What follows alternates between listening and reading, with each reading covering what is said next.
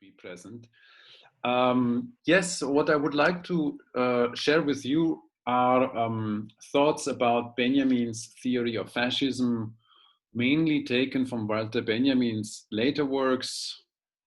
Of course, we think immediately of the famous essay, The Work of Art in the Age of its Technological Reproducibility.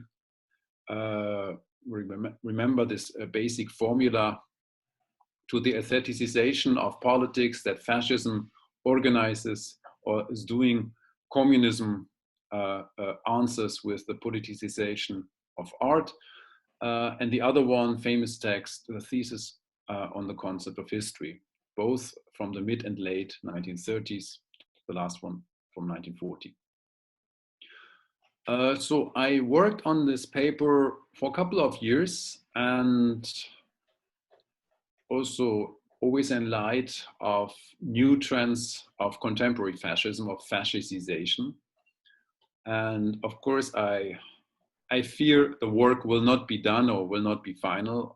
We are still in a situation of rethinking, or are prompted to rethink what is fascism. So what I will do first is to share with you a small kind of an overview of my take on fascism, a couple of perspectives I'd like to share with you before really starting with the paper. The paper itself, I'll repeat this later, is comprised of three bigger sections. We might not be able to tackle them all the three. I try to limit the lecture or also the discussion on the paper itself to 1 hour, so that we also have a bit of time going back and forth. As Damir said, please always interrupt me. You can also interrupt yourself for sure. Whenever you feel there is a concept unpacked, or whether the sound is bad, or I'm too fast, I rather have an in-depth discussion on problems of this paper. There's a reason why this has not yet been published, than just covering all and squeeze it into 1 hour. So let me first share with you this small slide that I prepared. Rereading Benjamin's theory of fascism. You may also call it critique, or Benjamin's anti-fascist take on European politics of the 1930s, mid and late. But before I start, I mean, sure, this is a little bit of common sense. I listed under A, what is fascism, a couple of perspectives, how fascism could be theorized. We know the word, of course, it comes from Italian fascism, and then the genealogy goes back to Rome and to Latin, fasces and the Praetorians, and this kind of torch whip as its symbol. We know that, of course, but there are different historical perspectives on fascism. So there's a historical, of course, a political, a cultural, moral, spiritual, even religious, if you may say, and also a juridical one, and a political economic perspective. There are scholars who mainly conceive of fascism as a historical phenomenon of 20th century Europe and Latin America, and only refer to fascist politics as, or to fascism as a merely descriptive label that can be attached to certain forms of governance, domination, and state form of mostly 20th century history. And normally those allegedly descriptive analysis of fascism refer to states or governments of certain states that deliberately called themselves fascist. I mean, the German case is known, National Socialist, or would go then to Mussolini, and then you could go probably to Franco. Francoist, you could go to the Phalange, the Kataib party of Lebanon, where there's also a positive understanding of fascism, an affirmative take on, where to call a state or a government fascist would not have the pejorative thrust or critical thrust that other perspectives may have. From this already, there is a decision on the second perspective, a political movement of the past and the present. Obviously, I fall more into the second perspective with my take on reading Benjamin. Fascism comes as a movement, and there are degrees of fascization. So I would not start with a proper definition of fascism and then just go through different forms of historical formations of fascism and say this is fascist, this is no, and cut it off from the present.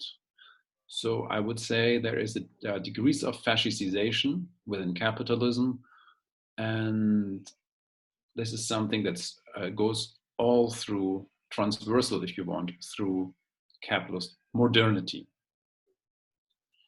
You also could argue with good reasons that fascism is a cultural movement, kind of a cultural revolution or fake revolution. If you think about the interbellum discourse in Germany, but also in Italy, you have that so-called conservative revolution. Could also be a reaction or a criticism or scandalization of a perceived moral or spiritual decay.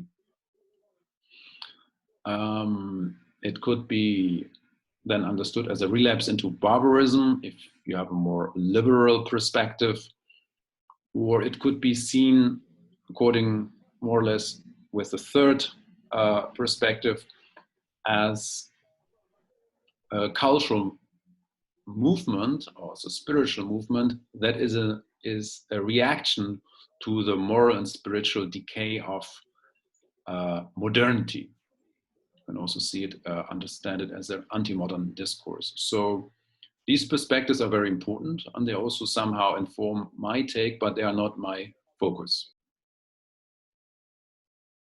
So again, kind of a disclaimer, in what follows, I do not intend to provide a historical analysis of European fascisms of the 1930s, even though we know that was the time when Benjamin lived, during which Benjamin lived. And I also won't present a kind of comprehensive reading of the philological subtleties of Benjamin's left-wing communist Marxian take on fascism and how it changed between 1921 and 1940. There's a lot of scholarship on Benjamin's political thought, also in his pre-Marxian, I shouldn't say Marxist, but pre-Marxian writings, or pre-communist writings of Benjamin. He also had already a critique of what later became fascism, but there's a long development in Benjamin, and I cannot do justice here to these, I shouldn't say subtleties, but to this development of Benjamin. I really focus on the mid-1930s and late 1930s, when Benjamin actually experienced fascism directly as a contemporary. Fascism in power, I mean, not fascism as a political movement. That was already there earlier, of course. So I will limit here myself to three basic formulas that you could extract from Benjamin's anti-fascist, Marxist, Marxian writings of the 1930s. And so the first point, and hopefully we can also do the second, the first point is the epistemo-political perspective of critique. What is the critique that Benjamin has on fascism? Partly I talked about this already with this introductory remark on my charts. The second point, which is also very important, is the political strategy that follows from this perspective. And the third is more specifically on Benjamin. It's on aestheticization. As you remember, Benjamin defined fascism as the aestheticization of political life. And I'd like to talk about what would be a possible meaning of aestheticization. And in the interpretations I offer here is to read it through a materialist, psychoanalytically informed reading of what could be Verschiebung or displacement. This would be my reading of Benjamin, and to also defend the critical core of aestheticization, maybe against an understanding of politics as otherwise non-aesthetical, which I, of course, do not think that Benjamin thought so. So to unpack these 3 points, I'll reiterate again. So the epistemo-political perspective of critique. So from where do you speak? From where do you look at fascism? Speaking now through and with Benjamin of the 1930s. Fascism cannot be analyzed from the normative standpoint of liberal bourgeois democracy and capitalist market economy. From the later perspective, fascism only appears as a distortion, exception, or rupture. You may recall a later term that was coined by Dandina in the 1980s, Zivilisationsbruch, break or rupture of civilization. However, here with Benjamin, I dispute this perspective. Because if you only understand fascism as a distortion, rupture, Bruch, exception, then you don't get the continuity of capitalist relations of production in capitalism. So in contrast, and here I argue with Benjamin, for a dialectical materialist critique of capitalism, the so-called normal state of affairs has to be scrutinized because it's never the norm. Moreover, it is always the exception, the extreme limit case, that tells us more about the so-called normal state than about the peculiar nature of its exception. So it's a perspective from where you look at the normal affairs of life from its so-called exceptional cases. And as it turns out, they're not that exceptional, actually. They are more constitutive exception. Such an understanding of rule and exception, the grasping of the rule from the perspective of its constitutive exception, is at stake at Benjamin's famous formula from 1940. I repeat this later also again. This is taken from the thesis on the concept of history from 1940. The tradition, that's a quote from Benjamin, the tradition of the oppressed teaches us that the state of exception, actually state of emergency, but the pun is in German, Ausnahmezustand, so state of exception is the literal translation of state of emergency in German. So that the state of exception in which we live is not the exception, but the rule. We must attain to a conception of history that accords with this insight. Then we will clearly see that it is our task to bring about a real state of exception, and this will improve our position in the struggle against fascism. End of quote. This is the famous thesis that Benjamin wrote in 1940, among others. From this, I conclude that only a political movement that aims at the real state of exception conveys an epistemo-political perspective able to recognize the fascist exception as constitutive of capitalist normality. So in other words, there is no neutral ground from where you could look at fascism. No, this is already a critical, interested, partisan perspective from where fascism as a formation within capitalism comes into view. Otherwise, you can't see it. Otherwise, you know, as listed in the above, in the earlier chart, it just appears as a distortion, normative or otherwise, as an exception, or, you know, where something went wrong in the continuity of capitalist relations of production, but as an aberration. You can also call it the more progressivist.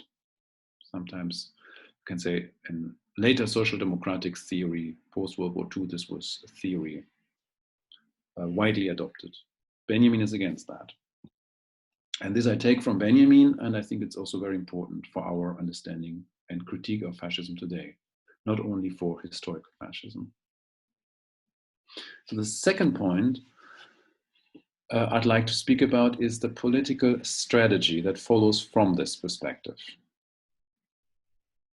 So fascism cannot be attacked on its own political territory, namely on the staging ground of what Zizek called a pseudo-event, a pseudo-rebellion against the capitalist normal state of affairs, but only by shifting the discourse towards the social antagonism fascism either disavows or pretends to solve.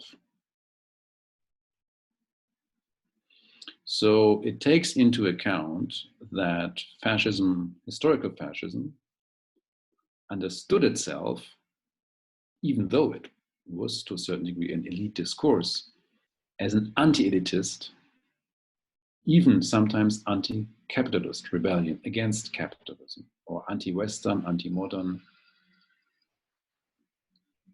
But I take from Benjamin that you cannot attack fascism on its own ideological, political, and ideological ground, because then you would already accept a theory of modernity, so to speak, that is part and parcel of fascism. So fully grasping the constitutive interaction on dialectics of capitalist normality and its inherent fascist exception, Benjamin understands that fascism is the placeholder of an absent or failed revolution. In the mid-1930s, he stated, and this is also a famous quote from the artwork essay, "The masses have a right to change property relations of production," he actually writes. "Fascism seeks to give them expression in keeping these relations unchanged. The logical outcome of fascism is an aestheticization of political life." End of quote. And to unpack this quote leads me to the third point, the third perspective of this paper, of rereading Benjamin's theory of fascism, and this would be the one on aestheticization. I'm not sure whether we can discuss this in detail as well, but nevertheless, I'll try a short introduction here. So, if fascism is the outcome of a failed, aborted, derailed revolution, in the German case, you immediately, also Italian, you will recall the revolution of 1818-19 that ended with the murder of Liebknecht and Rosa Luxemburg. So if fascism is the outcome of a failed, aborted, derailed revolution, then fascism needs a specific procedure to contain, forestall, or displace the revolutionary energies that failed. So such a procedure is neither purely manipulative or intentional, nor fully unconscious and automatic. So it's not fate, but it's also not fully voluntary, intentional. So what Benjamin calls aestheticization can give us a clue how and through which aesthetic media fascist discourses interfere in the political economic sphere in order to keep the status quo unchanged. I will argue that aestheticization is a specifically fascist strategy of displacing the political discourse from the side of social antagonism to an imaginary side of phantasmatic antagonism. It is in this case, in this sense, that fascism is originally reactionary, like a reaction in lieu of an authentically revolutionary action. Therefore, it is not only a historical coincidence that fascism emerged as a militant form of anti-communism by imitating or rather hijacking certain aesthetics and rhetorics associated with communist or workers' labor movement parties.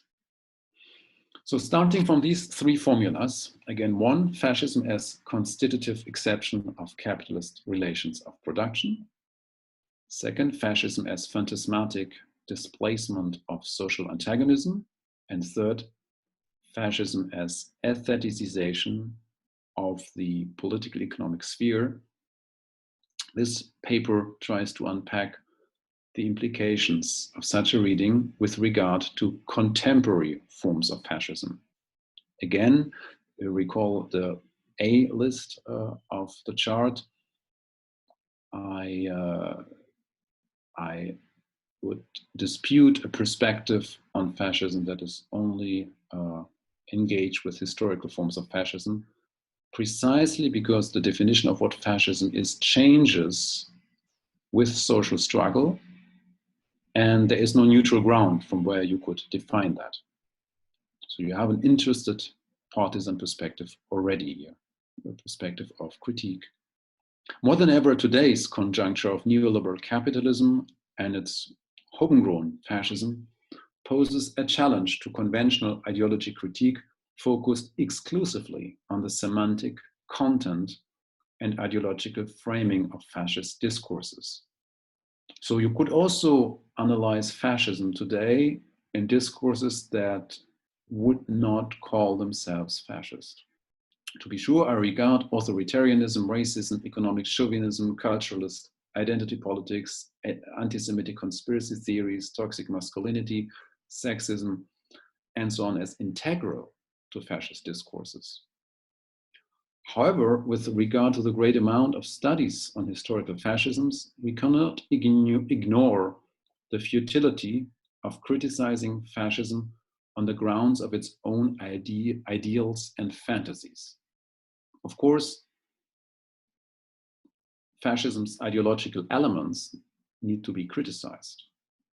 Yet this critique is not enough for an anti-fascist theory and practice. As Klaus Teweleit, I mentioned him earlier, and others demonstrated in the 1970s, the psychoanalysis of white terror and male fantasies cannot take fascist ideals as at face value, but needs to analyze their symptoms from outside the twisted logic of their rationalizations. As for Teweleit's study, the cult of the Führer, the Duce, tells more about fascist body politics than about the theatrical performativity and efficacy of fascist leaders. So the idea is Hitler was not just a good actor, actually he wasn't, and his exercises and lessons he took in theatrical performativity were not so convincing actually. So there was something more that has political, psychoanalytic, that refers to political and psychoanalytic, examinable, legible structures of subjectivity and modernity, for instance. In other words, the critical theory of fascism has to do both. Interrupt the commonsensical fascination with fascist aesthetics and displace the symptoms of fascist discourse to another scene. Of course, the other scene would be here the side of class struggle, the side of a disavowed, repressed antagonism. More than ever, Adorno's take on ideology critique holds true here. It would be powerlessly naive, as he wrote in 1954, to aim at discerning a rational moment within fascist ideology. As for the case of fascist ideology, we cannot engage in immanent critique and expect a productive outcome by confronting it with fascism's own ideals, as we could do, for instance, in the case of classic liberalism. Not, of course, in the case of cynical neoliberalism. The point here is that if someone doesn't believe in what he or she is talking about and has a cynical relation to so-called facts, post-facts, post-truth, then it doesn't make any sense to aim at pointing out the ideological inconsistencies of a political discourse. Today, of course, with Trump, we all know that there's always a certain tragic when you look at liberals who would like to do a fact check of fascist discourses, as if those who believe in those conspiracy theories or post-truth discourses would believe in it in the first place, in this case of being rationally convinced of it. The reasons to believe in it are not rational themselves. Therefore, they cannot be defended or they cannot be disproved on the grounds of kind of a shared core of enlightened rationality. For Adorno, this was already totally clear when he looked at German anti-Semites as the classic case of what I will also later call ideological displacement. And of course, you can say it is questionable whether the term ideology, if understood in its narrow illusionary sense, makes sense at all when referring to the post-truth claims made by historical and contemporary fascist opinions, or doxa. Generally, of course, doxa or opinion, doxa is not simply false consciousness, when you have false on the one hand and right on the other. It's not just a wrong, commonsensical opinion that could be corrected in a pluralistic battle of competing truth claims. Of course, opinions do matter, but the matter of opinions is different from what they say. In a note for his radio talk on Bertolt Brecht, Benjamin wrote in 1930, I quote Benjamin here, "To attain an effective social thought, people must give up their false and complicating wealth, namely the wealth of private assessments, standpoints, worldviews, in short, the wealth of opinions." Here we are touching upon exactly the same struggle against opinion in the interest of truth, against doxa, in which Socrates engaged 2,000 years ago. End of quote. It's of course not published. It wasn't published during Benjamin's time. It's kind of a note he took. It's his take on Bertolt Brecht, and Brecht famously understood that fascist doxa opinion should not be examined on the grounds of its semantic content or denotative, as a denotative speech act. No, it should be understood according to its function. And Benjamin took this from Bertolt Brecht.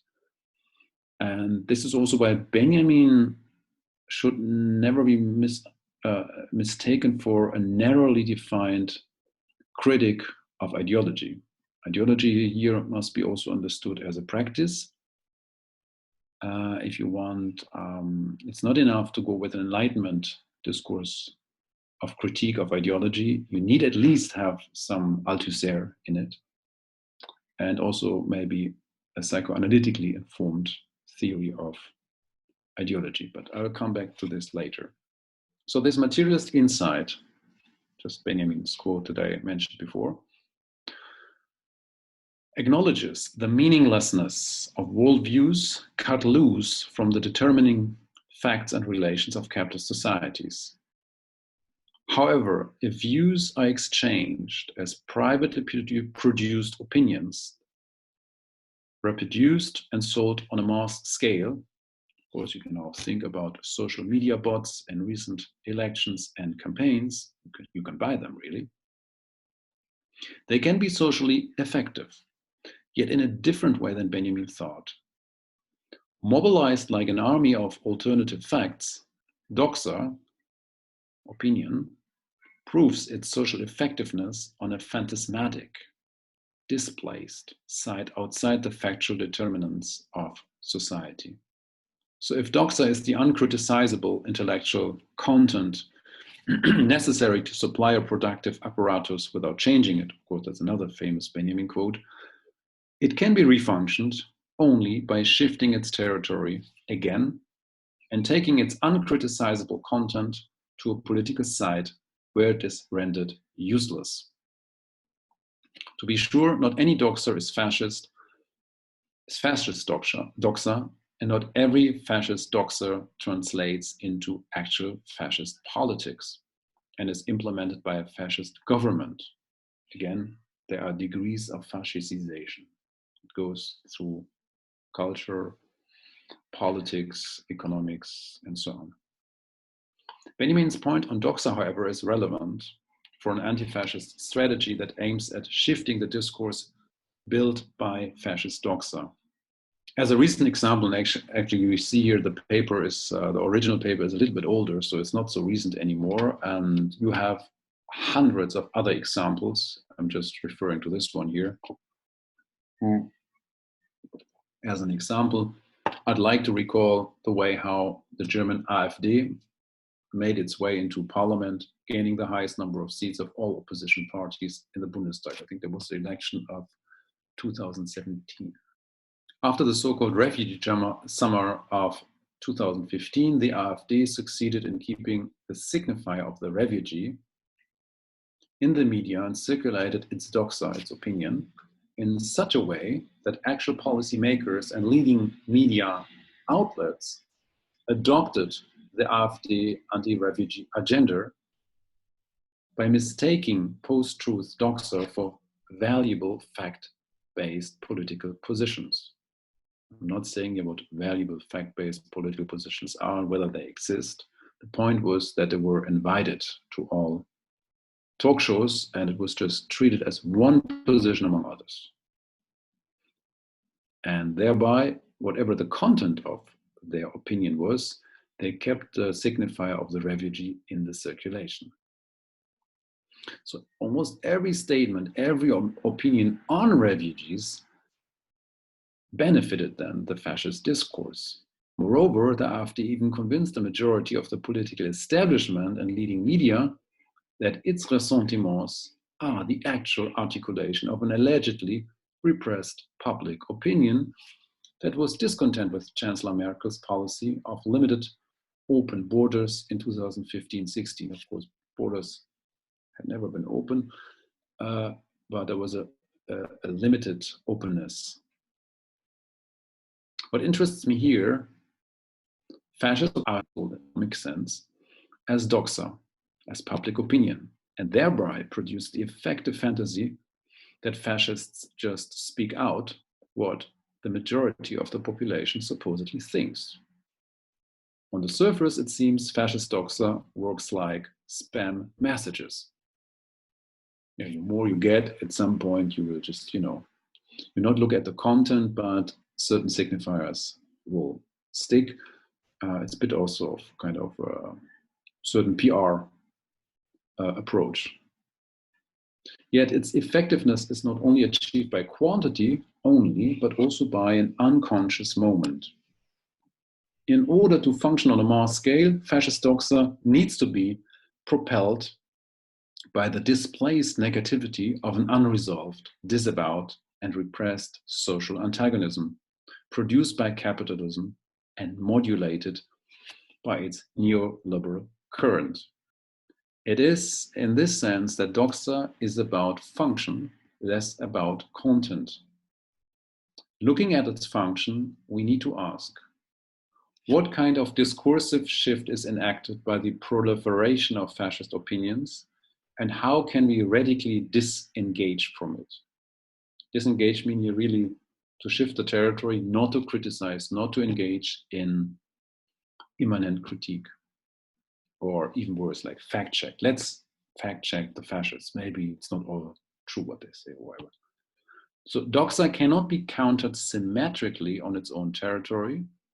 There is no determinate negation of doxa, only divestment, withdrawal from its functioning. But how to turn affective disengagement into effective deactivation? How to translate doxological divestment into an anti-fascist strategy? Elements of an answer can be found in Benjamin's 3 formulas. The ones that I mentioned in the beginning. I know I already talked for a while, so let me at least talk about the first formula, and maybe you can wrap up the second and the third. So fascism as constitutive exception of capitalism, and again, this goes back to the thesis on the concept of history. The inherent relation of fascism and capitalism combines 2 contradictory movements, continuity and rupture. So continuity insofar as fascism is continually run by capitalist relations of production. Rupture insofar as fascism is the exceptional suspension of most of capitalism's legal framework achieved by the liberal bourgeois revolutions of the 19th century. Certain human rights. With this double feature, we can rephrase Max Horkheimer's famous dictum from the 1930s. Those who have no critical grasp of the functioning of capitalism as permanent crises and class struggle should also keep quiet about capitalism's fascist exception. As you know, the original formulation was a little bit different. Those who do not want to talk critically about capitalism should also keep quiet about fascism. Put differently, with the phenomena of really existing fascism, the notion of capitalist normality is challenged. So we don't actually get a theory of fascism, but we get a theory of capitalism, of capitalist normality. Therefore, a normative concept of liberal capitalism based on the static and merely formal distinction between what is the whatever peaceful, orderly rule and its violent, unorderly exception misses the character of fascism. The point is that there is no safe, unbiased middle ground from where to distinguish between capitalism and its inherent fascist extreme cases. Martial law, state of exception, war on terror, primitive accumulation, and so on. Remember, this is all covered by the notion of degrees of fascization, rather than working with static, one-sided, non-dialectical definitions. It is only a partisan socio-political position within society that conveys the critical capacity to grasp the dialectical relation and reversal of rule and norm. This position refers to what Benjamin calls the tradition of the oppressed, a position and perspective that can, quote, teach us that the state of exception, state of emergency in which we live, is not the exception, but the rule. In contrast, liberal theory can only tell us about norms and their breaching, about legality and crime, legitimacy and injustice, discrimination if you want. Not about the struggles and structural violence that created within the legal frameworks of modern states. And of course, this structural violence for the liberal mind only surfaces in degrees of discrimination against certain groups. But again, fascism is not a discrimination against a certain group. It is something that has to do with the structural violence and the disavowal and repression of the structural violence of what otherwise could be called capitalist normality. I know that there is no capitalist normality precisely because we have a constitutive exception that is necessary to understand what normalization is. Well, maybe normality is wrong here. We could call it capitalist normalization produces its inherent fascism or degrees of fascization. Yet Benjamin insists that only those who are already in a position of struggle, oppression, and defeat can want to bring about the real state of exception, an exceptional exception, so to speak, able to deposit, deactivate, to do away, to undo the fascist state of exception. Putting the state of exception or state of emergency, Ausnahmezustand, in inverted commas, and you see this, of course, in Benjamin's text, Benjamin obviously refers to Carl Schmitt and his fascist apology of how sovereign power seeks to ground its authority and violence. I mean, Gewalt would be here the German term. Gewalt means violence, authority, power, also force, coercion. Against this immanent or inverted state of exception, Benjamin calls for a revolutionary negation, a real state of exception that could disrupt the fascist Ausnahmezustand by aiming at the exception of the exception. According to Schmitt, sovereign is who decides about the state of exception. Martial law, for instance, that is the valid suspension of the normality of the law in order to safeguard its normal functioning. To take your basic rights in order to secure them. This seemingly paradoxical operation, the exceptional suspension of the law in order to ground and implement it, is addressed by Benjamin in terms of a state in which the exception has become the rule. Rupture and continuity exist next to each other, blurring the line of what is the normal degree of state violence. Of course, Benjamin here in his earlier text, Critique of Violence, refers here to the police. What is actually law implementing and what is law constituting, lawmaking in the executive force of the police? I'm mentioning this because there is sometimes a common misunderstanding. Benjamin doesn't say that there is no rule and everything is exception. They exist next to each other and there is a constitutive relation to it. It doesn't mean that everything is exceptional. And of course, then these two terms would collapse and then we can't speak of either anymore. They are next to each other within the same legal framework. And of course, in the case of a full-blown fascist state, you even have them parallel structures of state-sponsored or state-implemented violence. Classic cases, of course, German fascism, where you have a legal framework still partially intact. Of course, certain human rights are not anymore there, but you also have a parallel jurisdiction through the party, a parallel form of governance. Here we can draw a conclusion with regard to today's neo-fascist movements. Fascism has always thrived on the uneven and combined development of capitalist normality and its crisis-driven exceptions. The exceptional violence against the weak, the poor, the excluded, the oppressed never stopped and continued also during post-World War II so-called ordo, liberal regimes of capitalism. New is only that with the rise of fascism in the age of its neoliberal reproducibility, fascist policies have been openly implemented within legal and legalizable frameworks. Today, the exceptional violence of capitalist normality doesn't even need a full-blown fascist state.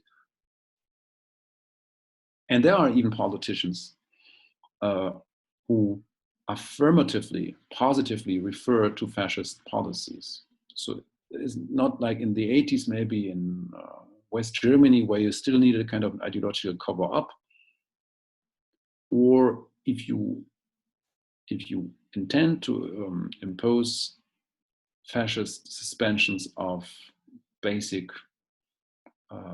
human rights, you don't have to call them fascist, but you can also do this outside of a full-blown fascist state. So that's why the analytical use of fascism is at stake the moment I do not allow for degrees of fascistization. If I only have a binary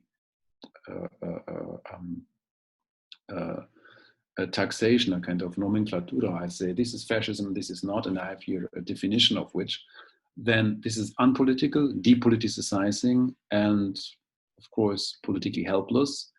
And to already agree to such a well-defined term of fascism is already a political, a problematic political move. And I dispute it here with Benjamin. And I use here his idea of exceptional, of constitutive exception of what is otherwise called capitalist normality, or normalization, capitalist normalization. Second, fascism as ideological displacement. Structurally, fascism can be understood as the articulation of a pseudo-rebellion against capitalism in order to keep capitalism in power. Such paradoxical project cannot be explained from the standpoint of bourgeois common sense rationals, such as theories based on atomized individuals, constituted subjects, or groups supposed to act rationally in accordance with their allegedly objective class interests. Fascism enacts the violent formation, exclusion, and ultimately destruction of particular groups of people, if not entire societies and communities, in order to keep things as they are. From such a perspective, fascism is the paradigmatic form of what Freud called Verschiebung, displacement, an unconscious defense mechanism of capitalism, so to speak. It consists in shifting the negativity of a crisis-driven social antagonism from the side of class struggle to the side of a phantasmatic antagonism. Historically, in the case of German fascism, the ideological screen of this phantasmatic displacement was anti-Semitism. That is, social antagonism displaced and rendered as the struggle of the Aryan race, of course against other races as well, but the Aryan race against the Jewish anti-race. In terms of its ideology, Nazi fascism aimed at giving its own mode of ideological displacement a proper place. A fetishized, that is, naturalized, essentialized sphere of Blut und Boden, race, culture, and soil. However, the politically imaginary of Blut und Boden was not limited to pre-modern forms of life, but attached itself mainly to the concrete use value dimension of modern industrial capitalism. In this way, industrial machinery, Krupp steelworks, German engineering became the direct expression of Blut and Boden. Of course, I'm taking this from Moïse Poston's take on anti-Semitism and National Socialism, a famous essay, a problematic essay in many aspects, but also a very strong insight here on what we may call concretization of abstract relations of domination as they are in capitalism. So if one were to formulate a critique of historical Nazi ideology, the analysis of anti-Semitic fantasies would be the point of departure to unravel this mode of displacement. Again, anti-Semitism is a historical mode of displacement that fascism enacts, but not the only one. There are other forms of this ideological displacement that don't work with anti-Semitism. Such a critique would come to the conclusion that behind Nazi ideology, there is no material reality that could be unveiled or enlightened by correct consciousness.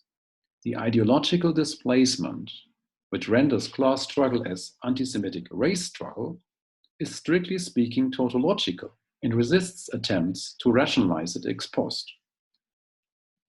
Behind this displacement, there is no deeper secret, only a social relation, the commodity form and class antagonism, the persistence of which fascism organizes. Today, however, the figure to which this sort of ideological displacement attaches itself has changed. Looking at the doxa circulated by today's fascist parties and movements in Europe, it is the phantasma of the job-stealing migrant, the Muslim as the destroyer of Occidental Christian Europe, which is being produced to give material evidence to fascist ideology. This operation remains unconscious, intangible from the standpoint of conscious ideas, concepts, and manifest beliefs. In other words, you cannot convince the fascist of the opposite if you say, but look, nobody stole your job, there was no job in the first place, and what is the fantasy of Christian Europe anyways?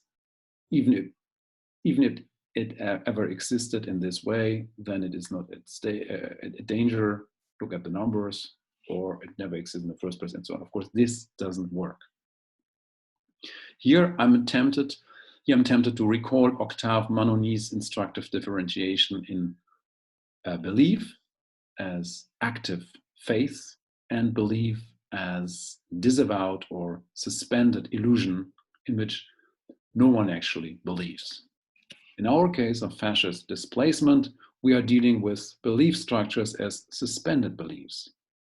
To be a fascist today, no one actually needs to believe that migrants are really taking your jobs, or look at our UK friends, that Brexit really has something to do with taking back control, or that Islam is really taking over an allegedly Christian Europe in a kind of inverted crusade.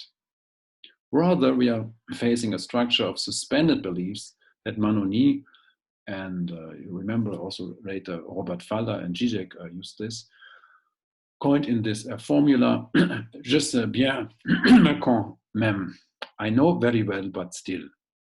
Instead of engaging in an immanent critique of fascist doxa, the task is to perceive the imaginary form of its content as part of fascist reality.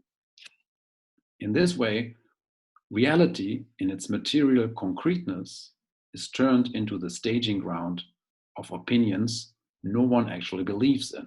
Believe in this faith idea. Yet these opinions, post-truth, alternative facts, and so on, organize the functioning of ideological displacement and constitutively take part in building a fascist reality. From this, we can conclude that behind the ideological displacement of fascism and its Weltanschauung worldview, there is no all-knowing mastermind. Fascist ideology is purely cynical in terms of its functionality and effectiveness. Yet there is no positive, self-conscious subject of its functioning, in spite of the fact that fascist propaganda has historically circulated the image of an omnipotent leader. In other words, it is not enough to hold racist views and act in a xenophobic authoritarian way. It is not enough to hold racist views and act in a xenophobic authoritarian way to constitute what Enzo Traverso recently called a fascist matrix. What unites these various, very various, and incompatible fascist parties, movements, and groups globally is not to be found in the specific content of fascist opinions, but in the function these opinions have for the making of fascist reality. Fascist reality is phantasmatically organized and thus not self-sufficient or ideologically coherent. Rather, it is woven out of concrete fragments from social reality, extracted from their contexts, These fragments are contradictory in themselves, and so are their phantasmatic assemblages. The result is thus not a fantastic worldview, not a crazy fascist utopia or whatever, with splinters from real social relations, but an imaginary that is a displaced relation to real antagonisms within capitalist societies. It is an imaginary relation to real antagonism within capitalist society. So, of course, there's an echo of Althusser here. Benjamin's term for the specific fascist mode by which this imaginary relation is organized, staged, and turned into reality is called aestheticization, at least according to the reading that I would offer here.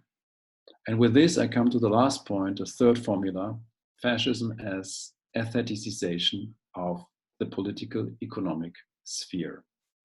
Against the fascist aestheticization of politics, as Benjamin wrote in the essay on the work of art in its age of technological reproducibility in the mid-1930s, communism aspires to the politicization of art, putting art at work in order to meet the utopian demands art and its advanced technologies have already realized, but realized in a realm cut off from political economic effectiveness. Of course, Benjamin talks about photomontage, serialism, he talks about film, radio.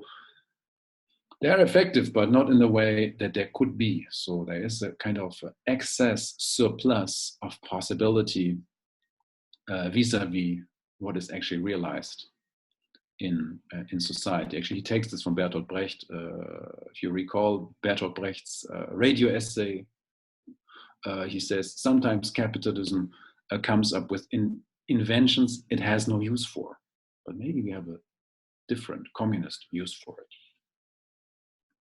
So generations of scholars have condensed Benjamin's criticism of fascism to this formula, aestheticization of politics versus politicization of art.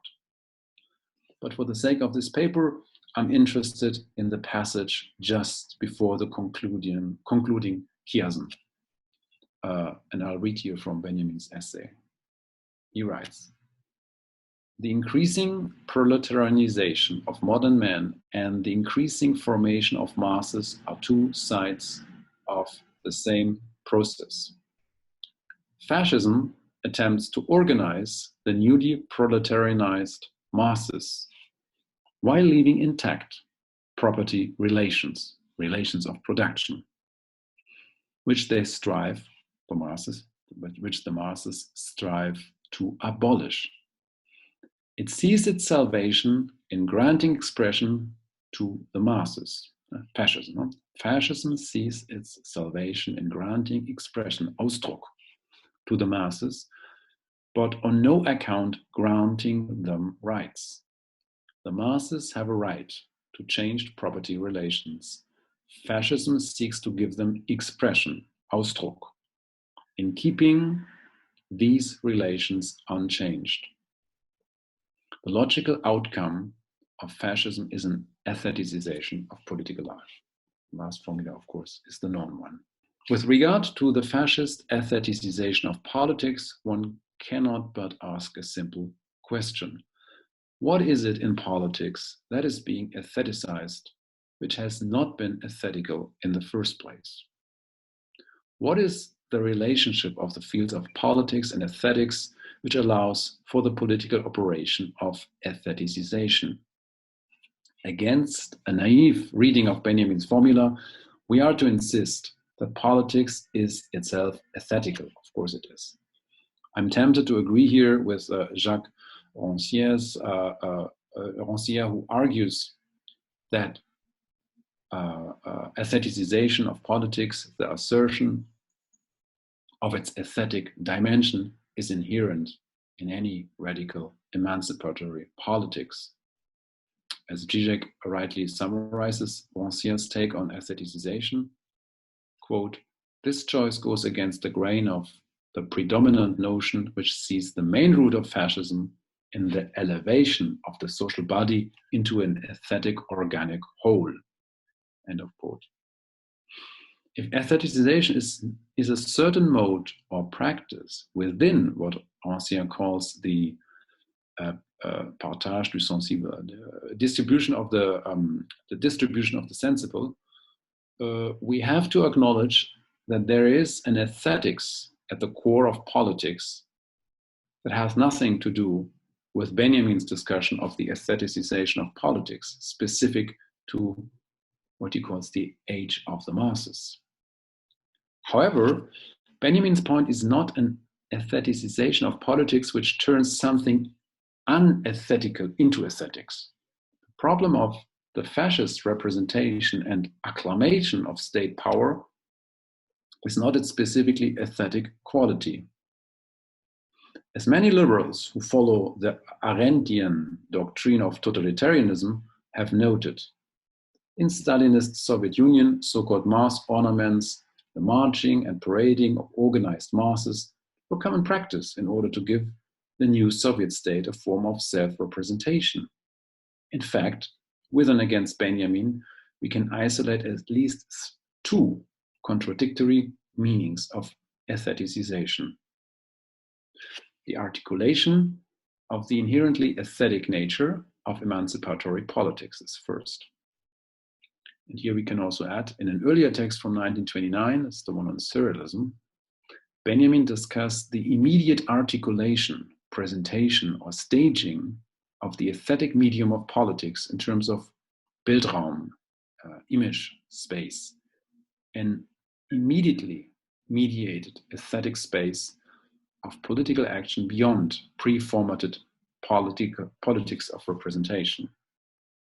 So if you want to go with Benjamin,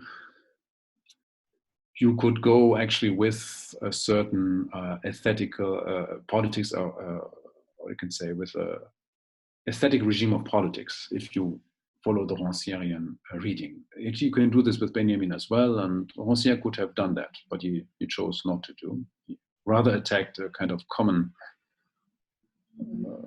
misreading, I would say, or poor reading of Benjamin. However, he made an important point. And second meaning of aestheticization could be the specifically fascist mode of aestheticization, which forecloses the aesthetic image space of politics and renders politics as organically holistic, displacing the reality of social antagonism to the field of an imaginary in which naturalistic representation function as social categories. Remember, to render class struggle as Aryan race struggle. In our case, we are interested in the second meaning of aestheticization. And of course, the first one could be read with and against Rancière, but I'm not doing this here. In terms of the specific fascist aestheticization of politics, Benjamin speaks about fascism's ability to provide an Ausdruck, expression, Pression, oppression, Druck, pressure, you hear also in German, for the demands of the masses. Such expression does not change the dominant capitalist relations of production. Rather, it preserves them. However, the operation of expressing class antagonism without changing it is not merely illusionary or ornamentally, like secondary. It has material effects, since the matter of politics is also made out of aesthetic practices. Take this critically from Rancière. Providing the masses with an expression of class antagonism does not add any further aesthetic expressiveness to politics. However, it violently separates the aesthetic dimension of class antagonism from the side of class struggle. If you have a class antagonism, you can give it an aesthetic representation, but not on the side of class struggle. Displace it to another side. In other words, for Benjamin, fascist aestheticization is the procedure of extracting a certain political imagery from the field of potentially emancipatory politics and making it a mobile, disposable tool of the representation of state violence. In this way, the political imaginary, the site of images, spectacles, fantasies, and self-representations, becomes a naturalized screen of real politics. It's only this shift. So I'm not arguing with Benjamin. Actually, Benjamin here really has to be distinguished from Adorno. There is no iconoclasm of politics here at stake. It's not that images, spectacles are bad. Remember Benjamin's very dialectical understanding of phantasmagoria. It could also be utopian dream image. But this is something you spoke a lot about in with and against Fourier in his Arcades project. I'm not talking about this now, but it is interesting to think further here with Benjamin. Despite its naturalizing and depoliticizing functioning, the fascist mode of expressing class antagonism is modern and denaturalizing. So again, fascism thought to give, seeking to give its own fantasy a proper place, Blut und Boden, blood and soil, but of course it didn't. The anti-modernism of fascism is itself modern and estranging and denaturalizing. It performs a kind of inverse Verfremdungseffekt, estrangement effect, cutting off the political from the aesthetical and thereby short-circuiting real politics and the political imaginary. Without this violently performed short-circuit, remember the spectacles that they organized is also important in the legal sphere, this kind of show trial, specifically fascist show trials. The political imaginary of fascism would be immediately exposed to attempts to anti-fascist reappropriation. Put differently, a film like Leni Riefenstahl's Triumph des Willen, Triumph of the Will, 1934, so on the German Nazi party rallies, only functions as a fascist aestheticization once its aesthetic circulation and distribution is controlled, organized, and enforced by direct state violence. Otherwise, actually, it could be a kind of a nice fetish film, Leni Riefenstahl. The gun needs to be behind it. Therefore, and this is what I would argue here with Benjamin and also with this slight small Ancierian correction, therefore there is no such thing as fascist aesthetics proper. We could talk about Leibach here, for instance. A political imaginary without its supporting state violence, that is, a state in which the state of exception is farcically repeated as the rule, short-circuiting real politics and the political imaginary, is not inherently fascist, but open to its potentially emancipatory subversion. So, if fascist aesthetics would be a thing, it would be immediately reappropriated, could be subverted, and wouldn't be even fascist anymore, would be a problem. But again, the problem is politics here, political economy, and let's say the aesthetic regime of politics. I'll leave it here. There's a short appendix on Brecht, but maybe we can stop here and open for further questions. Wow. Thank you, Sami, for giving us so much. I mean, I have tons of... I only wanted one. You said three. No. There's three. I mean, we had to have everything so that we could actually start discerning and play with your schemata, you know. So I think let's open this to others, and let's have a discussion. And any questions before you'll have to start reining me in before I start actually posing questions. So please, I'm giving floor to other participants here, but me, who are eager, I'm sure, to actually any question, any association, whatever whatever you'd like to kind of give us to start unraveling this. I have some questions actually, but Yes, please, go ahead. The questions I prepared are not related to fascism, so I'm not sure if they will be a little bit out of place. And if not, perhaps maybe it would be better to have first questions related to the topic. That doesn't matter, maybe. Okay, my questions are related to the thesis on philosophy of history. And as I was reading it, I was intrigued by some parts, and I just figured I would ask you some questions about it. So may I start? Okay, at the very beginning, when Benjamin describes the Turk analogy, I noticed that historical materialism is under quotation marks. I would like to know what your thoughts are on these quotation marks. Why are they there? Yes. Is there more meaning to them, or? Yeah, unfortunately, I wrote a whole PhD on this. You should not ask me those questions. Stay here for the next 2 hours. But to cut the story short, if you look closely at the quotation marks in the thesis, you find very clearly in the first thesis, he talks about the vulgar historical materialism, the kind what people say. You can say doxa version, doxological version of historical materialism. That's why he criticizes it and needs kind of this corrective, this kind of little dwarf here who is in the machine theology, as he calls it.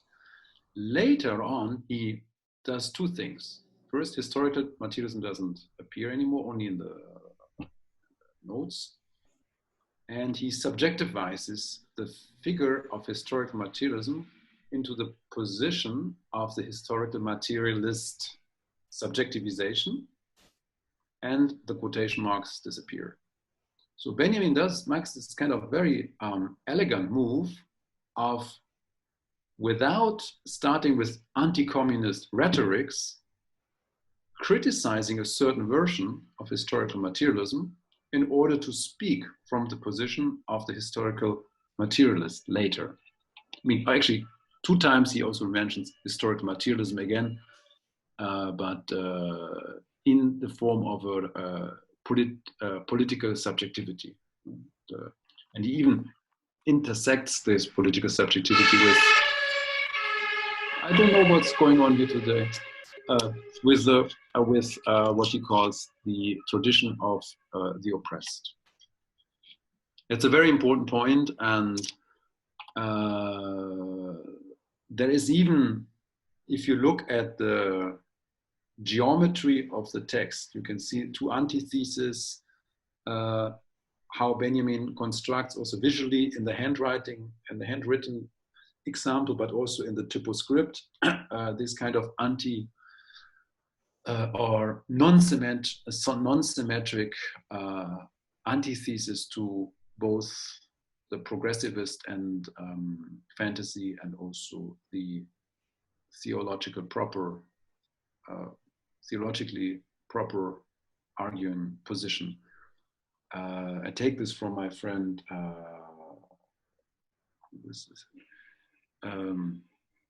Max Tomba. He wrote about this. But there's a lot to say, yet this is a political, I read it at least as a political intervention. First, Benjamin has to criticize vulgar historical materialism in order to subjectivize this position and to speak from this perspective. As you know, probably, there is also a different reading of the thesis. Marxism, historical materialism, progressivist social democracy is all the same.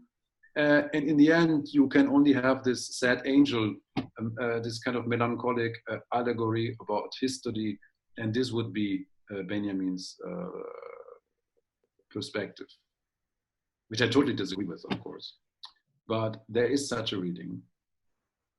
And never forget, Benjamin never intended to publish these theses. They were considered as being a kind of epistemo-political preface to his shortened but of course, totally outgrown Baudelaire book that he didn't finish, and he would have reworked them. And especially, I think with age, I got a little allergic to, sad though, because I wrote about it, what happened to the Messianic and Benjamin. But there is a certain displacement, shift, you can say this, dislocation of theology that Benjamin uses here in the language of the thesis. But this is really not a kind of messianic Marxism or whatever I have read about it. I mean, there is a lot of, I know it's being recorded, but let's be blunt, a lot of nonsense circulated around this text. So it's a bit like, don't try at home, you know, it's kind of these kind of chemicals you should not only use in the laboratory, conditions, because they really, they blink and all that. I mean, I love also to read the thesis in a more associative, it's a beautiful text. I'm not safeguarding or want to protect Benjamin, but if I have a political reading of Benjamin, this text needs unpacking, and it needs to be flanked, actually also read with other texts of the 1930s. Otherwise, I don't know what I should get out of it. If I want such a theory, I can have something in between late Adorno and Hannah Arendt. I don't need Benjamin for that. As much as I love and hate them. Of course, always both. Sorry, long answer, very small question, sorry. No, thank you. Thank you very much for your answer. It gives much more insight on the entire topic and on both the essay as well. And you're quite right. As I was reading it, I felt like I'm lacking some kind of context. And as you said, the essay should be read in addition to several other written texts from that era.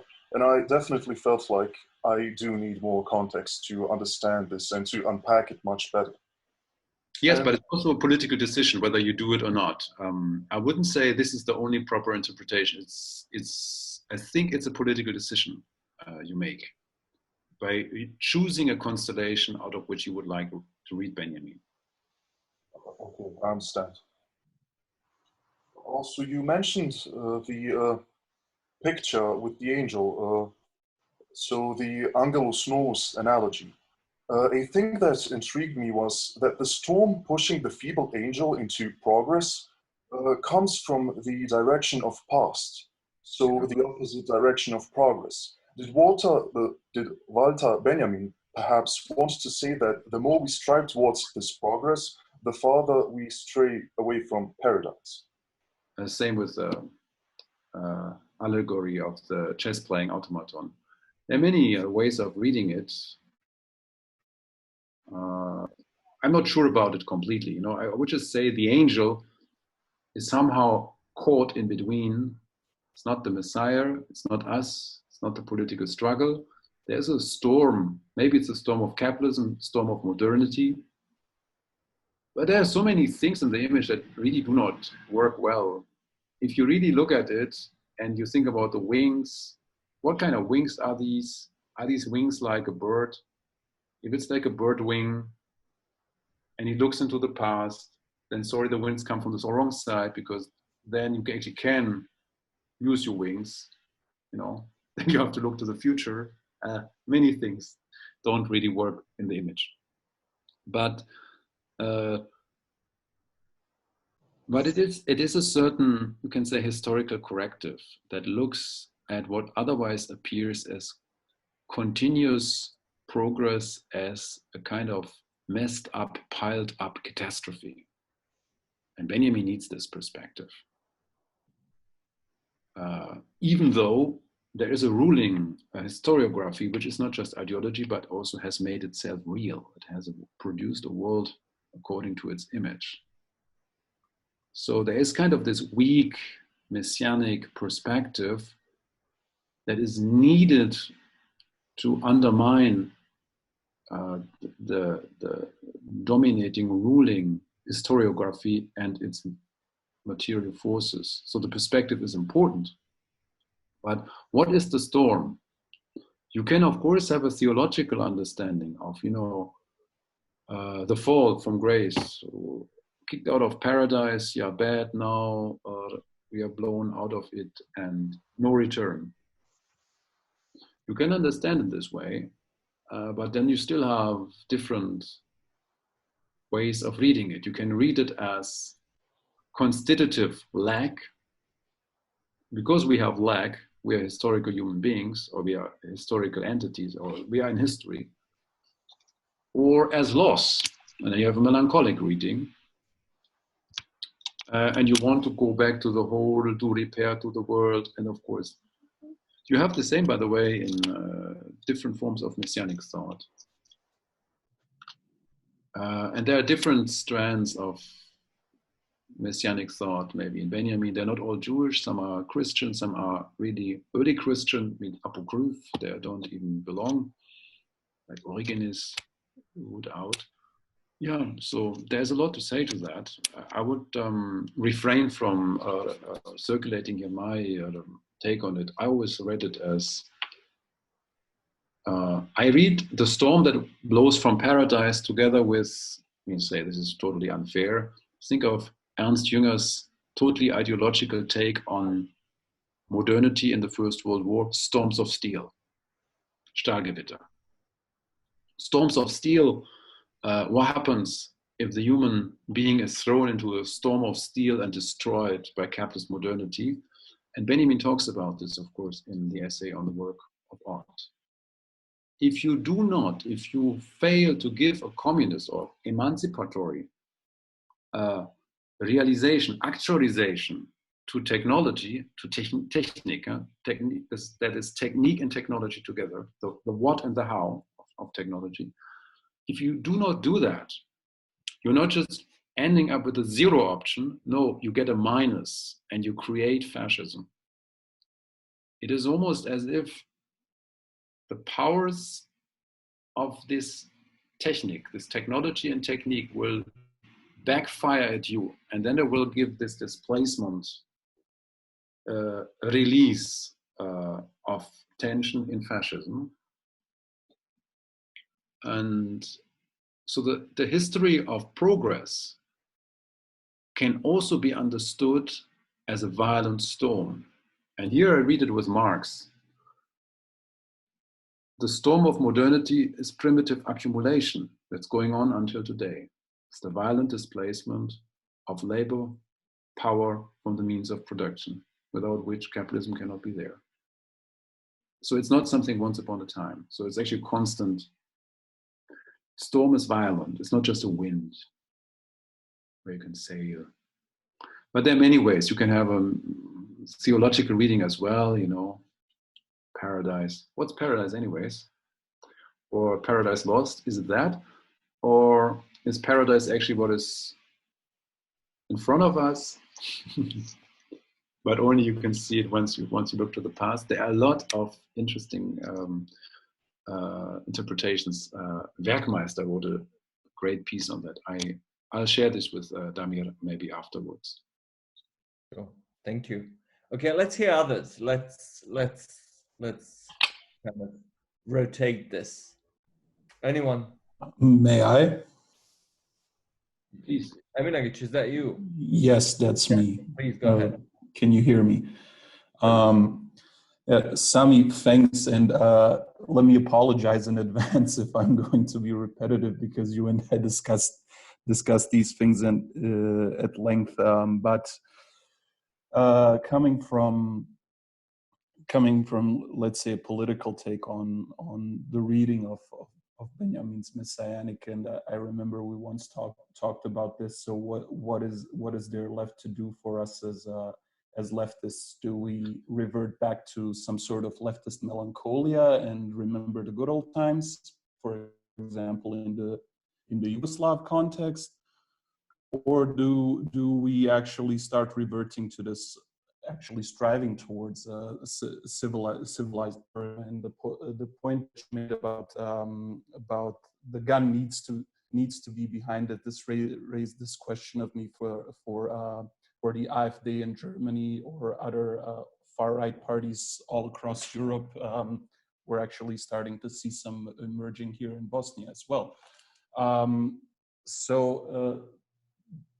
The issue of that messianic for me was, at least when they ousted this German defense minister, what was he called, Timo Maas or something like that, as a member of the AfD. He was like in a very high-ranking position at the defense department. Wait. Germany, no, AfD never had a ministry. They were always opposition. No, but he was somehow related to the AfD, and it was a whole scandal about it. The head of the internal security. Yes. This guy. Yeah, Timo Maas, I think. No. That's the foreign minister. Yeah. Great Maaßen, I think Maaßen. Maaßen, something like that. So great that you already forgot his name. Yeah. I know exactly the guy, yes. It was quite short-lived, but I mean, somehow I associated, once you mentioned the Leni Riefenstahl film, and I think so. Yeah, I'm not sure. Go on. I'm obsessed. Yeah, so this I associated somehow to the Leni Riefenstahl film you mentioned. The gun has to be there. So having a person like that sitting at a position of, say, a state security agency or something like that, would you say that this would be somehow an apt representation of fascism, even though the AfD will never say, yes, we're not fascists, and I mean friends from Germany? Well, I mean, first of all, I would say this is a prime example of what I try to unpack with the notion of fascization, with internal. Yeah. And that's why I don't believe in one-sided, non-dialectical definitions. This is not even for children. Nobody believes in such things. And it's a kind of a sad attitude of faked naivete. And then tell me, what is your definition of fascism? As if politics had ever worked around stable definitions. Exactly. Only movements, and this is a shifting ground, and there's no neutral ground. I mean, this to arrive at all at a stage where definitions or legalized definitions could actually substitute a political discourse, you have to be so low, have come such a long way already to arrive there. And that this discourse got normalized, this is already the biggest scandal. So then I say fascization actually to kind of salvage the analytical, critical edge of fascism, because otherwise everybody's fascist. Oh, it's something deep, evil in every human, and all this nonsensical humanist talk. It's almost tautological, but I have to make this because the political discourse is already on that low level that people actually try to win an argument on the level of one-sided definitions, which is already kind of, gives me gray hair. Yeah, I mean, this is one thing. That's also why AfD is fascist and non-fascist. There is a transverse. This is a fascization. It's one avatar, one, you can say, group of fascization, a crystallization. But you have this in CSU. It has always been, Germany is a great example for it, but you also had in the GDR fascization. I mean, the neo-Nazis after reunification, so-called reunifications, didn't pop up from nobody, from nowhere. I totally agree, but it's interesting also to see continuities. I mean, I'm not saying we're in a revolutionary situation like 1819, but social democracy had no problem to work with somebody like Hans-Georg Maaßen in office for many years. Yeah. Friedrich Ebert called in Noske, who called in the Freikorps to kill, massacre, in long tradition. I mean, you have that. Paris Commune, there were no fascists who killed the communards. Just normal, constitutional monarchists. Not special right-wingers even.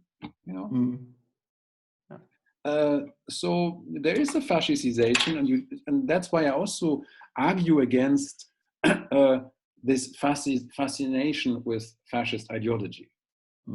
it's the function and not what they say. I mean, if you look at fascist ideology, only a fascist is who actually pronounces him or herself as fascist.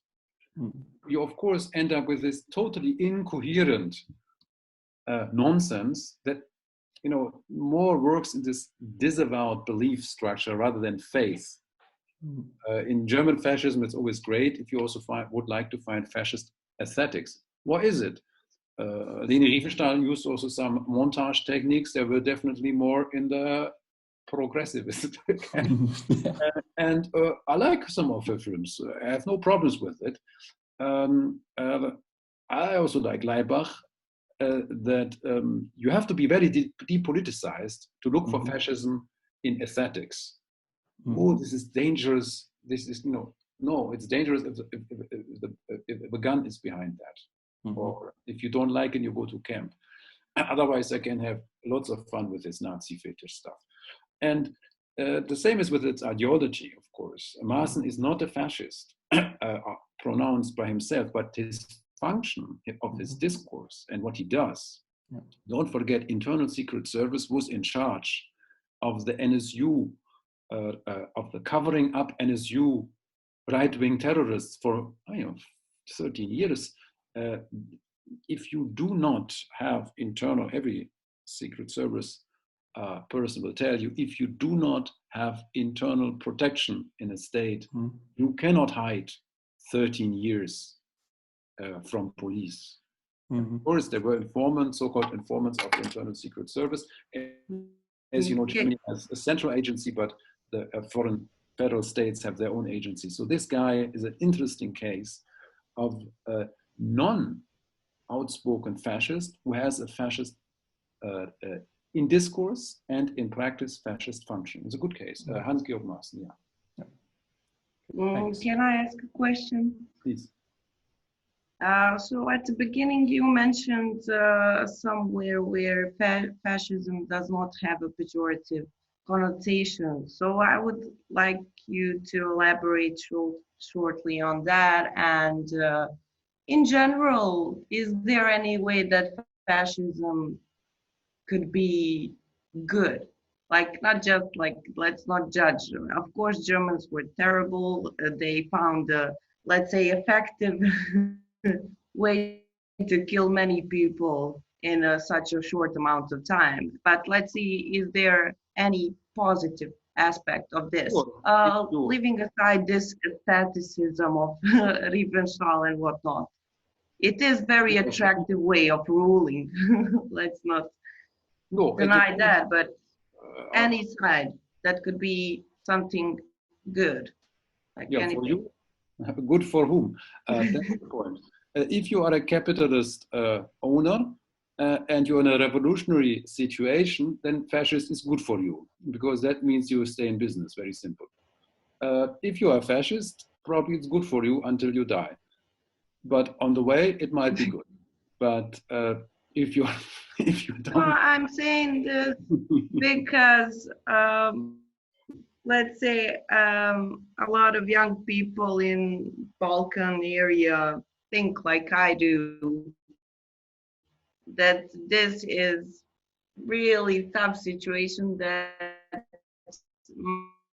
might not have a better way out than turning to fascism.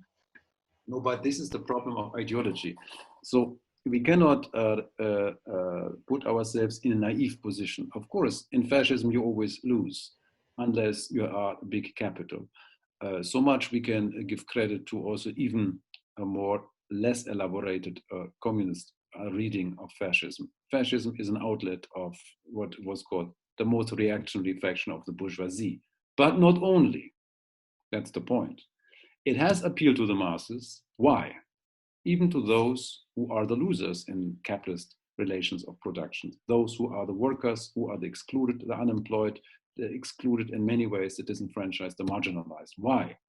That's a question of ideology, and it has to do with a certain fascist jouissance. I haven't talked about it here. These are, remember the chart I had in the beginning. These are interested, you can say, positions in fascism that have to do with a release, a channeling of energies may say energies, here I say negativity, of something of tensions in society that fascism gives, as Benjamin put it, expression to. This is one thing. So I'm not saying you have to be a fascist pronounced in order to enjoy this or to see that fascism could be a solution to your problems. What I said in the beginning was that I dispute a view where you could have a non-pejorative understanding of fascism. I would say either you are a fascist, I have an affirmative take, or you have a critical one. There is no such thing as a neutral descriptive one. And that's why I have a big problem with the historical only perspective of fascism, because that would have the idea that we are not, that fascism doesn't exist today, that fascization, as I just put it, doesn't exist. And my view, the descriptive point, neutral point of view of fascism would not be tainted by struggles, contemporary present struggles of fascization at the moment when I write this history. I disputed this, and that's why I was mentioning it. But out of fairness, I mentioned it. It's a view that you find among historians of 20th century. That I'm not, or I am to a degree, but I think with Benjamin's thesis on the concept of history, I think such a position of, or such a historiography, objectivist, pseudo-neutral, cannot be upheld. Precisely because of Benjamin's criticism. Why fascism has an appeal today, it's a question of ideology, is a different question than for whom it is good. I think this you would agree to, but it has an appeal. And the appeal has to do with a deadlock of a disavowed negativity. Who is talking about class antagonism today? Who's actually putting the, let's say, business order, or like the order of things on at a discussion? Capitalist relations of production are naturalized. That's how it is. And if you want differently, you're called a totalitarian because you want to go back to some kind of whatever, Stalinism or state-run socialism, as if this were the only, possibilities in the world. Others would call this capitalist realism, where the horizon of the possible has been closed, where capitalism is our fate and we will die with it. And if you say fascism could be an accelerationist moment to die faster, probably. And maybe some people will enjoy it also more. But generally, I argued for an understanding of fascism that comes from a theory of capitalist modernity, a critique of capitalist modernity. Otherwise, fascism doesn't make any sense, I would argue, and is a mere propaganda tool.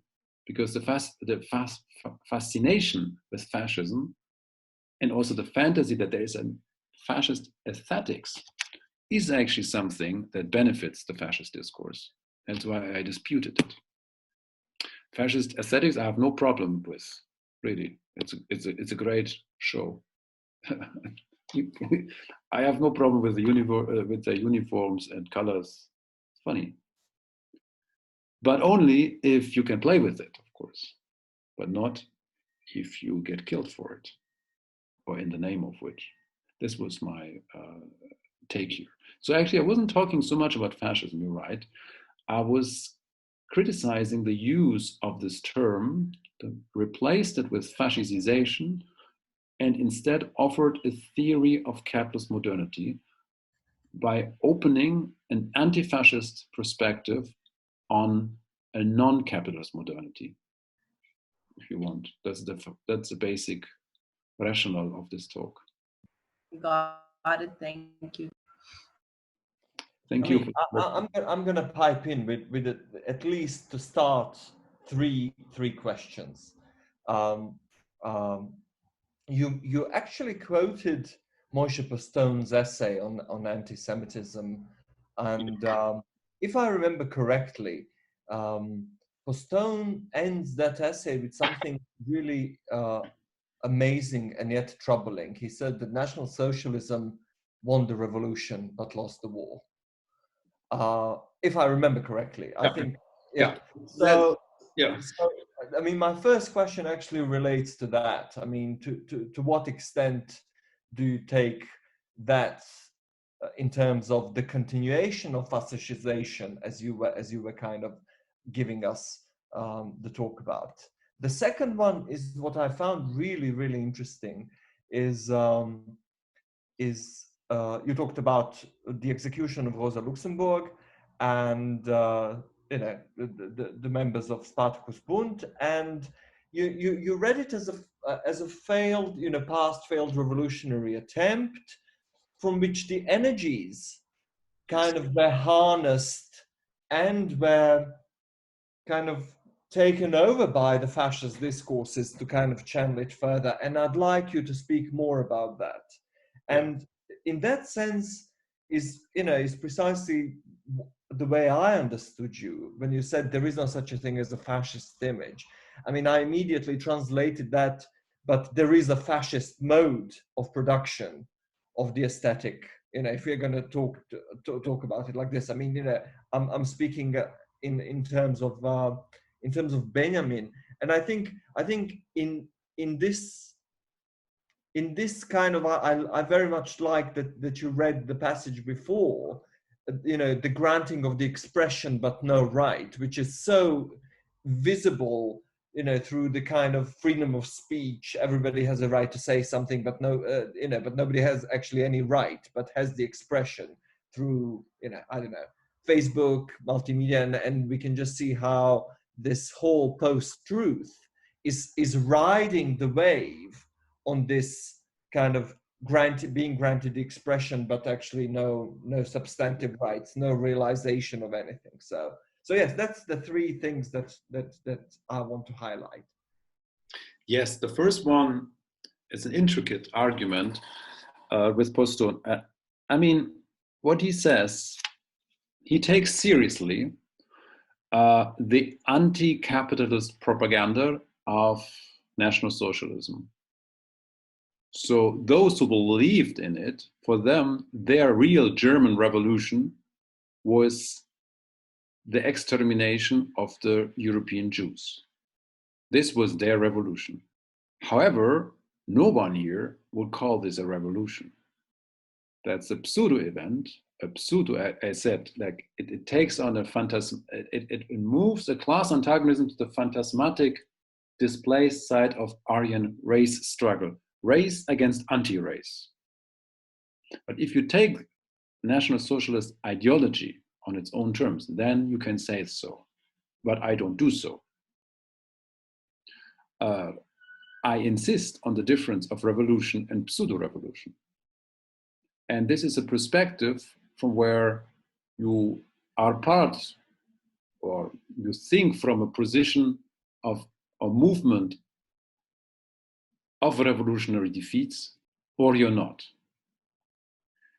We know that Moshe Postone, in his problematic formulations, however, is a great insight, this essay, and it's recommended for everyone to read. It should be mandatory, actually, but should also be criticized for precisely these problems. We are talking here thanks to the courtesy of Rosa Luxemburg Foundation.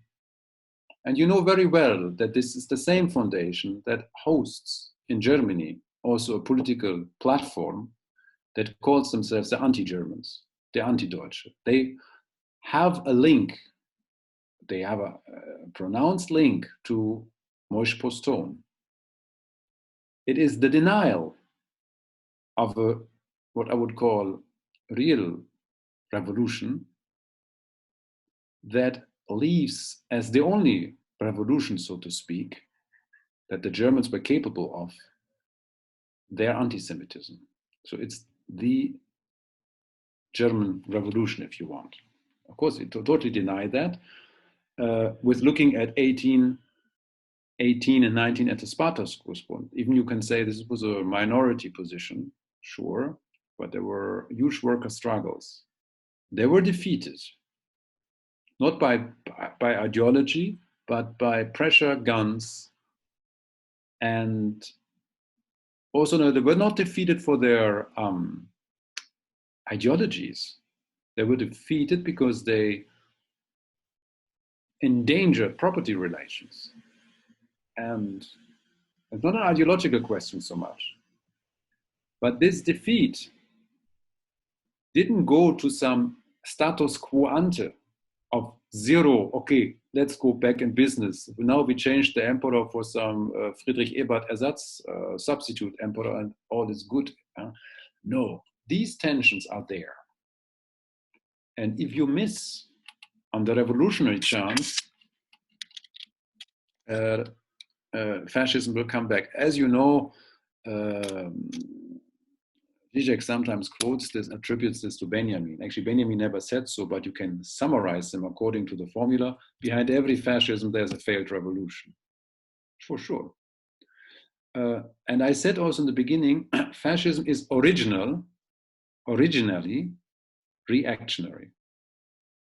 So it's kind of an original reaction. Reaction, of course, you are secondary. You are not an original movement, but you react to something. As anti-modernist, you react to modernity. But as such, it is original. It is an original movement as an original reaction. It sounds a bit Derridian paradoxical. It is related to fascism is originally reactionary, a reaction in lieu of what? Pseudo-event. That is also my answer to Postone, but it's also my answer or my reading of Benjamin, giving expression, giving release in the ideological level, aesthetic realm, while knowing, of course, that politics is also aesthetic, but not touching the relations of property, the relations of production. So it will bounce back.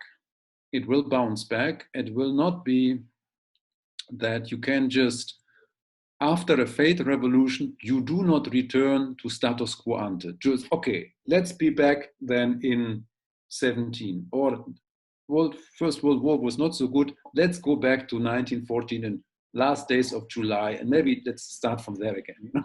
Or some people in West Germany who said, yeah, okay, this was not so good.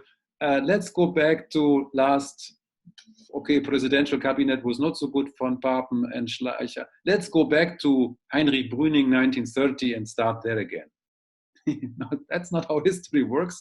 And also in the case of a fascist counter-revolution. Fascist revolution is a counter-revolution. So the counter-revolution won, but lost the war.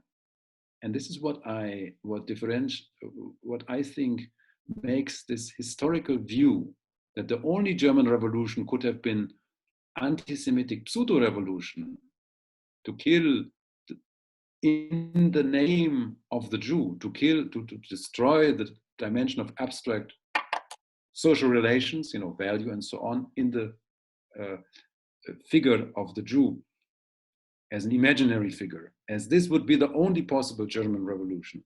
And this essentialization of Germanness I find also racist and stupid, and I think politically utterly wrong.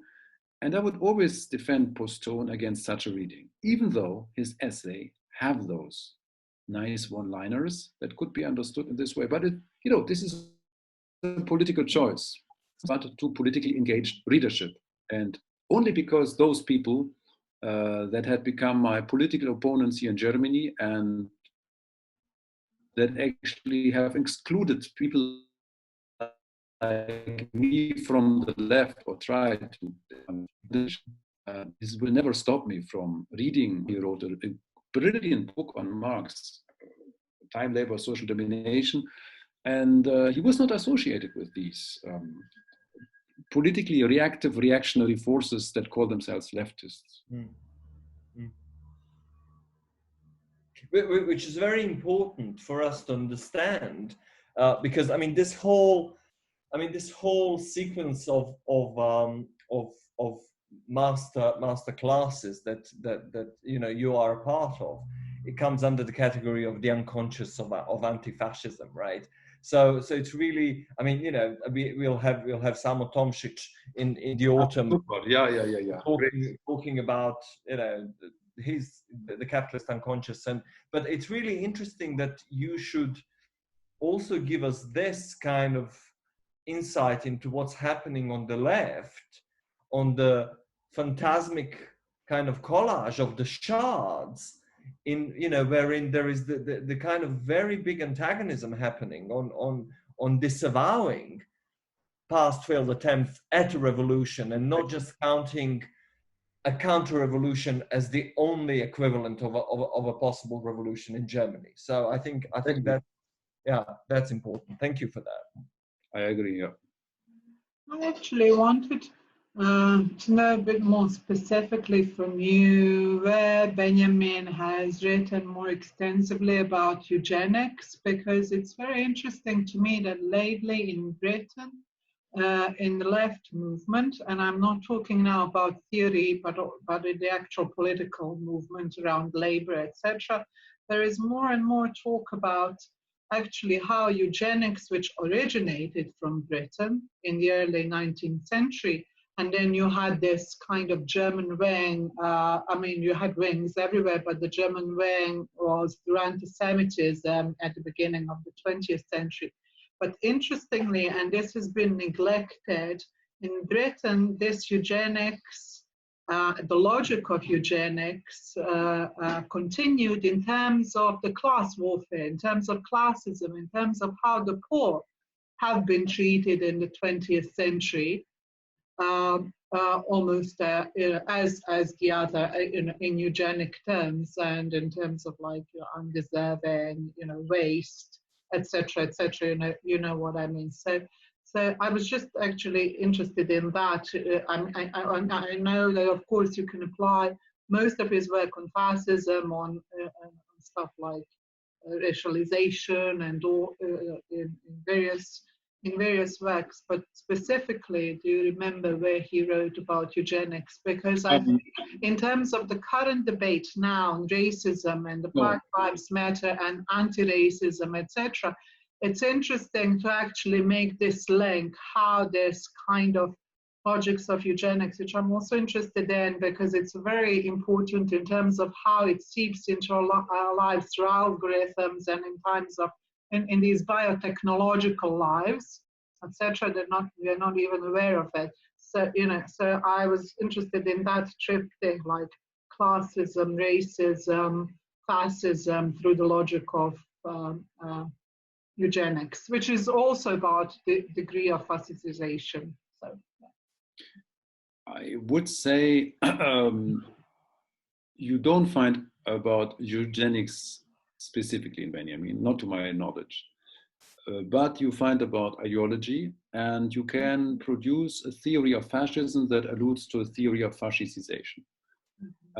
Something that would that had produced the violence, the mythic violence, that the tradition of the oppressed as a discontinuum had been exposed to. Yes. But I think Benjamin would never ever put classism and racism into one category, and not as a kind of, like American left liberals would do it, as if there are only discriminations. One is on class, one is on race, the other one on religion, and so on and so on. Of course not. There is also still something about social antagonism of negativity that can take on different shapes. You can, of course, have something like a naturalization, a racialization of class antagonism. You have it in the UK, you have a British Empire, you have colonial violence, treating the Irish and treating the workers like you deal with, let's say, Iraqi insurgents in the 1920s. If you cannot gas them, but at least you can gun them down. Of course, you have this. You have class contempt, you have ideologies. But I would say these are also shapes and faces of class antagonism and different structures of displacement. And it is a little bit the sadness of the deterioration of critical theory today, that displacement of negativity is read today in this plain binary logic of reductionism, as if this would be class reductionism, as if one distinction for discrimination would be better than the other, as if the concrete and the abstract are together in the same world. This is something really problematic of today's discourse, but allow me only one comment on this. The idea of eugenics, or let's put it this way, 19th century essentialization of social relations of production and capitalist modernity. This is for me the formula, and it has different names. You can call it social Darwinism. There are many, many, many things. And it's completely incoherent ideological framework, but different countries have done this in different ways. That's why when we talk about fascism, also historical fascism, I will never let the UK and the British Empire off the hook, go over what they did in their, But in Benjamin, you find the let's say, the broader picture, but he didn't write about this at all. His focus, you always think sometimes America and UK do not exist in little Benjamin's brain. He has only France and Germany, that's it. And Palestine, because he didn't go. I know that quite a few people have actually written about it, and there are two reasons. Well, I tried to make this connection between eugenics and and the logic of eugenics in biotechnologies and in current racism in Anglo-American world, etc. You even like referring to Benjamin, etc. But I could not, and I could see how they actually infer it from his work. But I asked you really, specifically, is there something on eugenics, etc.? But it's really interesting to me, especially in terms of how, for instance, in the case of Britain, which I mentioned, it comes to terms to both through racism, also to terms, or at least talks a little bit more about its imperial, about its colonial past, etc. So, and on the other hand, you have such rise because of Brexit is a symptom of it, of xenophobia and this fear of migrant, Muslim, or that whoever the other, and how I just thought that it's interesting that this kind of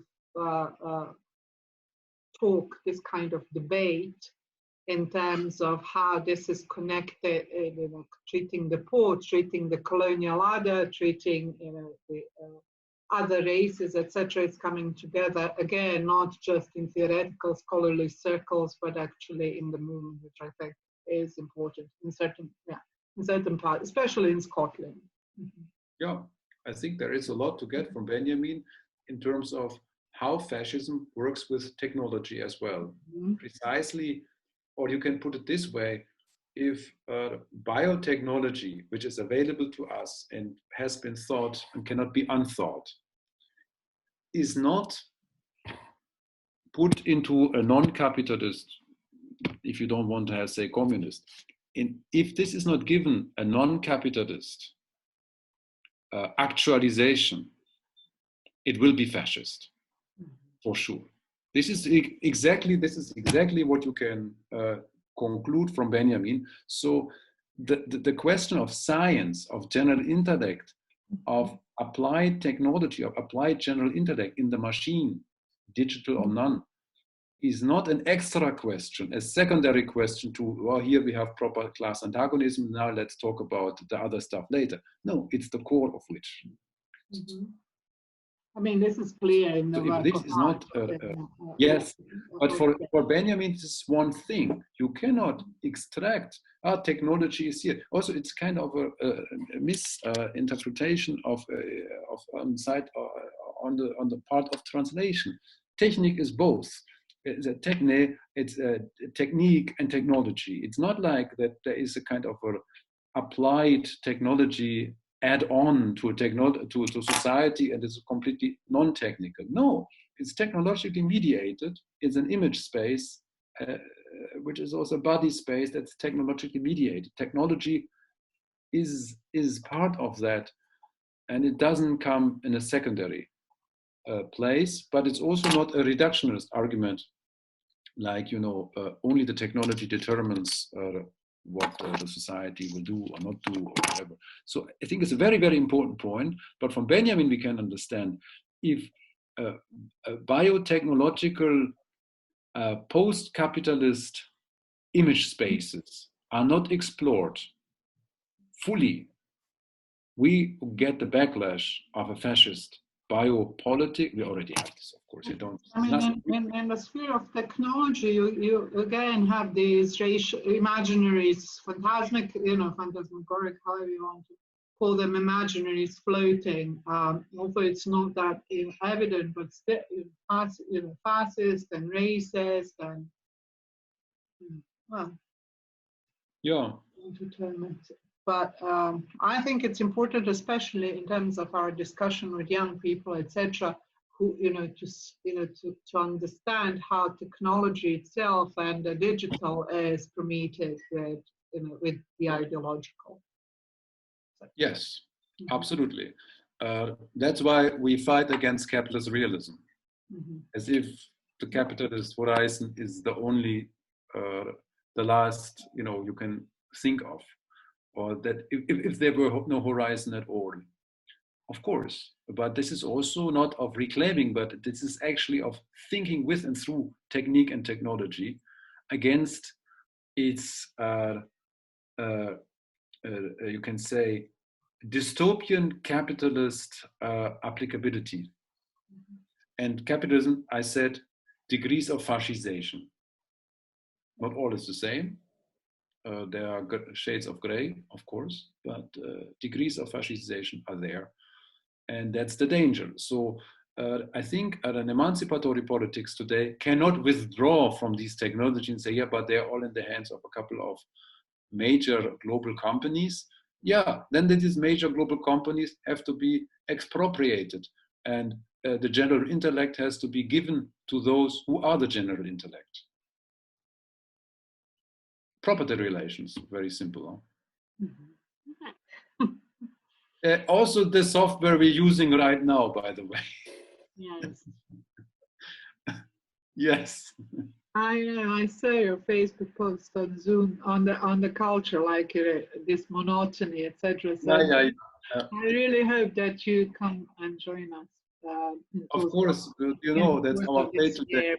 But later this year. Jokes aside, we have to be cautious. There is still pandemic, and we cannot meet always, so we need some Zoom. But of course, we do not want to have a live on the screen only in this digital capitalism. Of course, we don't want that. Yeah, of course not. But we need science, definitely. Well, on that note, I think, unless there are any more questions, I think it's a great, one-liner to finish it on. Let's see, are there any questions, any comments? No, obviously not. Sami, thank you so much. This is the beginning of many a conversation on Zoom and live, hopefully soon in hopefully Tuzla. Live at some point. I will return to come to Tuzla when it's possible again. Yes, that's lovely. Up until then, we'll be in this kind of medium of reproducibility. Yes. Take care and thank you so much. Great. Thank you, Sami. Thanks so much. Bye-bye. Bye. Bye. Thank you very much. Yeah. Thank you. Bye.